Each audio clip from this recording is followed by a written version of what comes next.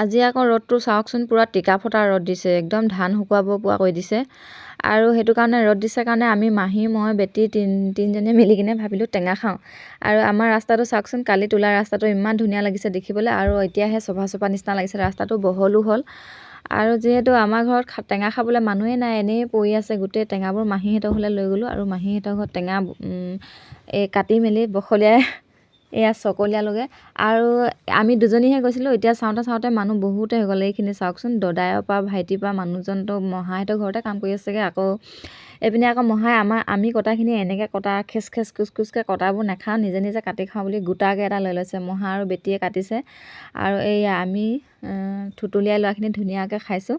আৰু মিঠা মানে একেবাৰে হেৰি মাহীহঁতে কৈ আছে যে ৰৌটো একেবাৰে ঘূৰি গ'ল বুলি কিনে বহুতেই মিঠা বেটি তোমাক খংটো কেনেকৈ উঠা দেখাই দিয়াচোন ইমান জোৰ খং উঠে আকৌ দেখাই দিয়াচোন কেনেকৈ উঠে অঁ সেনেকৈ উঠে এতিয়া খং উঠিছে নাই নাই উঠা হা এতিয়া খং নাই উঠা অঁ খং নুঠিলে কি কৰা তুমি হাঁহি থাকা হাঁহি দিয়াচোন আইতাই কেনেকৈ হাঁহে আমাৰ আইতাই কেনেকৈ হাঁহে হাঁহে অঁ সেনেকৈ হাঁহে খং উঠিলে কেনেকৈ খং উঠে তোমাৰ খংটো আকৌ দেখুৱাই দিয়া হা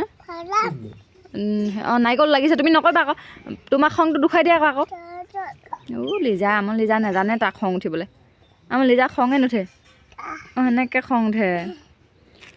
আকৌ আমি টেঙা চেঙা খাই মেলি এয়া খাই শেষ হোৱাৰ পিছত মাহীয়ে আনিলে চাহ আজিলৈ ভিডিঅ'টো ইমানতে সামৰিছোঁ যদি ভাল পায় লাইক এটা কৰি দিব